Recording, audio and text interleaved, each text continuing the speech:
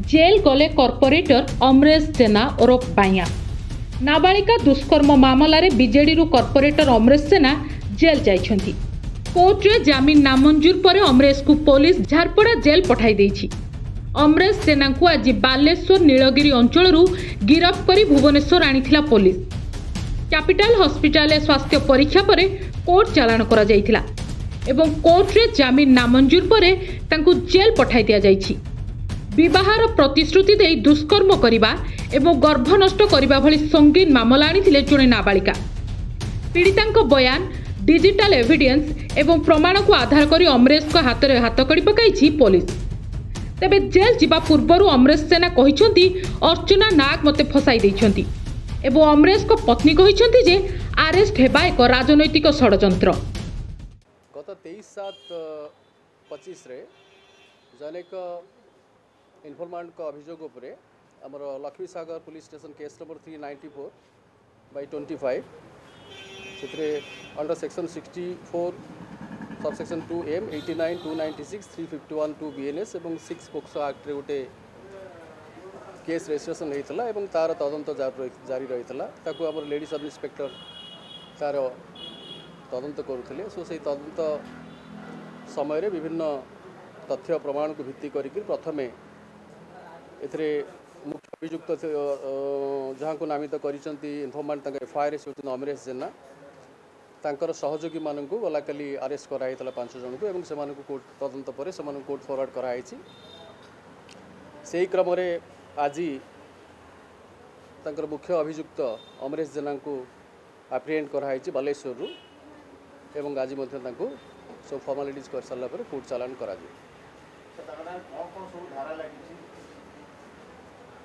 जहाँ मु कहली जे रेप एवं तांको गाली गुलज करवा धमक दबा तांकर अभियोग थिला अभियोग इनफॉर्मेंट करे जे से नाबालिग थिबा समय से समय तांका सहित से संपर्क रखिकी आउछंती। तेणु यही संक्रांत रेप सेक्शन रे एवं पोस्को एक्ट रे केस होता एवं आज मुख्य अभियुक्त को एप्रिहेंड कराई आज तांको अरेस्ट कर कोर्ट चालान करा। गला काली जो 5 जन को अरेस्ट कराइला से माने मुख्य अभियुक्त को विभिन्न प्रकार सहयोग करुले हार्बर करुले विभिन्न प्रकार साहाय्य सहयोग करी एठू एस्केप करिवारे साहाय्य करथिले। तेणु तदंत आमर से आइला तेणु से भित्ति करी अरेस्ट कर फॉरवर्ड कराई भुवनेश्वर बाहर को जावाई फरार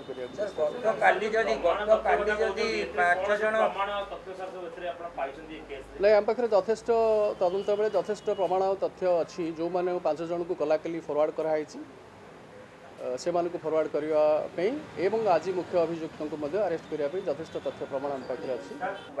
निश्चित भाव में तदंत बेले सबू दिग को ध्यान रखा जदि अन्य कहार कोठी इन्वॉल्वमेंट आसुथिबो एथरे निश्चित भाव में विरुद्ध रे लीगल एक्शन निया ठीक टाइम रे ठीक जिंस पाइया 100% फसे अर्चना नायक को पचारियो से सब जानि कि अर्चना नायक 100% अर्चना नायक फसे सेटा आपण माने जानि पारनती एटा गोटे राजनैतिक षडयंत्र बोली आपण माने तो भलरे जानथिबे एटा गोटे बड़ राजनैतिक षडयंत्र शिकार होइचंती से एटा 15 दिन हेलानी एटा आज नुहे आज अरेस्ट कला पुलिस एटा किंतु 15 दिन हेलानी तांको सहित राजनैतिक षडयंत्र चलची।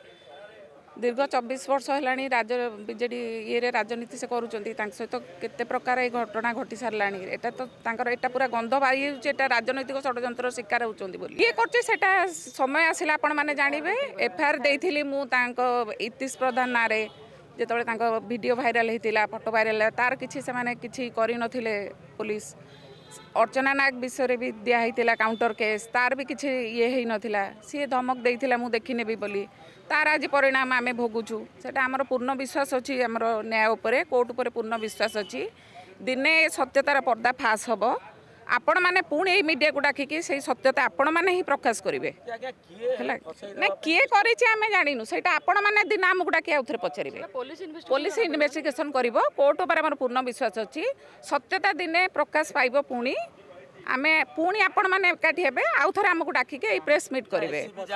सेपटे गिरफ पर दलरू विदा होइछंती अमरेश।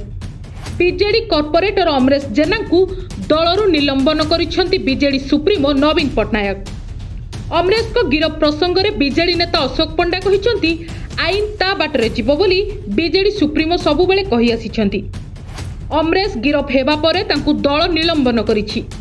केही आईन ऊर्ध्वरे नुहंती। दलर नीति आदर्श अच्छी, जीए दलर नीति आदर्श बाहरी से तार फल पाई। सेपटे बीजेपी कही महिला मानक पई समर्पित बीजेपी सरकार। केही जदि महिला हिंसा किंबा दुष्कर्मर शिकार हुए सरकार केबे छाड़ी नाहांती कि छाड़िबे नाही।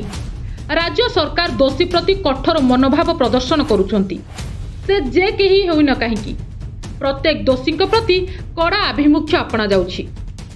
सदाबले विजु जनता दल एवं आमर सर्वोच्च नेता वरेण्य नेता नवीन पट्टनायक वक्तव्य रखिछंती, मत रखिछंती जे से जे के हुंतु ना कहीं कहीं आईन ऊर्ध्वरे नुहंती एवं आईन ता बाटर जीव। आज तारिख में विजु जनता दल समस्त नेतृवृंद कर्मी एवं आमर नेता से विश्वास करती एवं से विश्वास अनुजाई आज आपण समस्त पाखे खबर अच्छी कॉर्पोरेटर अमरेश जेना ना जो अभियोग पीड़िता करिसेंती को उभय विचार विभाग एवं पुलिस ताकू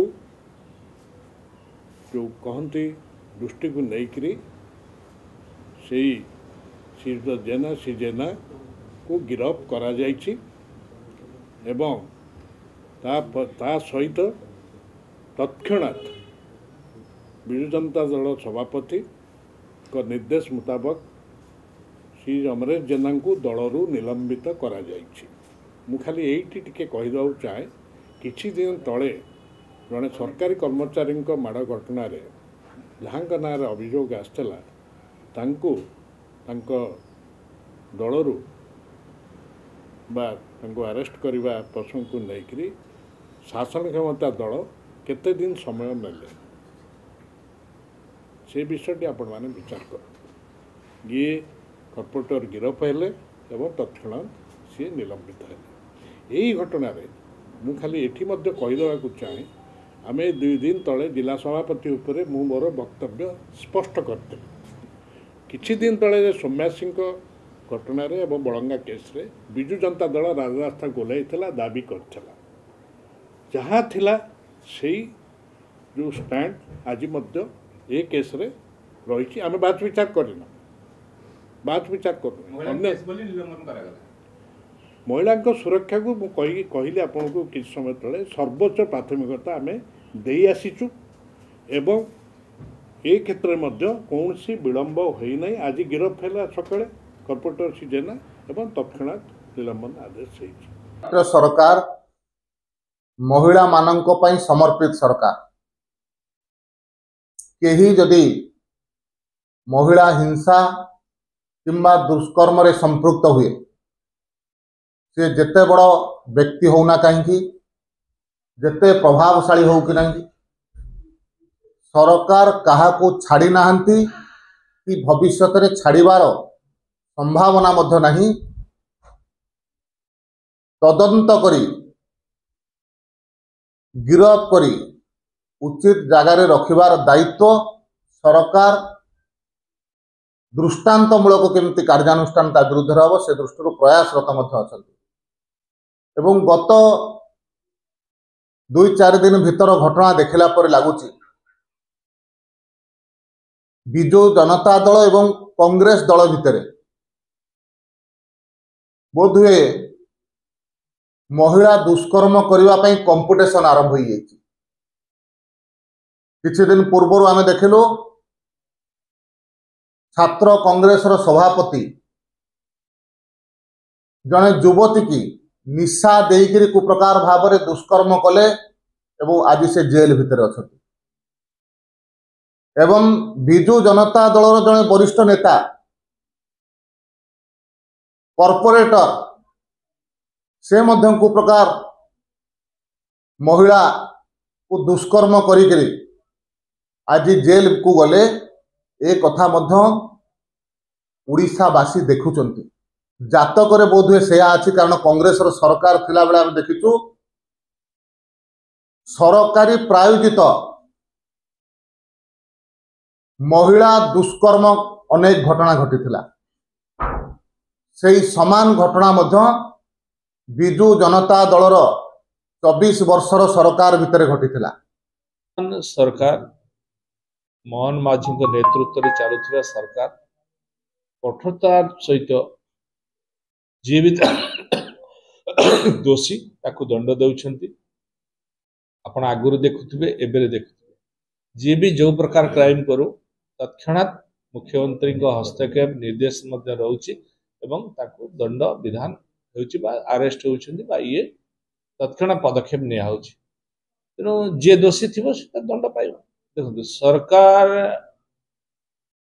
विभाग अच्छी होम डिपार्टमेंट अच्छी जो एफआईआर जदि थी से एफआईआर उपर पुलिस विभाग अनुध्यान करके जहाँ दंड विधान करने कथा से करेंगे कोर्ट अच्छी कोर्ट विचार करेंगे। सूचना योग्य गत गुरुवार दिन जड़े युवती अमरेश सेना नाम विवाहर प्रतिश्रुति दे शारीरिक संपर्क रखा एवं भ्रूण हत्या बाध्य कर थाना अभियोग करथिले। अभियोग पर पुलिस तांकु धरिबाकू विभिन्न स्थान में चढ़ऊ जारी रखिथिला किंतु अभियुक्त अमरेश सेना फेरार हो जाइथिले। पुलिस तांको मोबाइल ट्रैकिंग बेले किसी सहयोगी सहित से कथा होइतिबा पुलिस जानिबाकू पाइथिला। सेमानकु थाना को आनी पुलिस पचराउचर पर सेमाने तांकु फेरार हेबार सहयोग करथिबा स्वीकार करथिले। परे से 5 जन को गिरफ्त करी कोर्ट चालान करिथिला पुलिस। भुवनेश्वर कैमरा पर्सन मानस बराला सह नमिता पट्टनायक रिपोर्ट नक्षत्र न्यूज।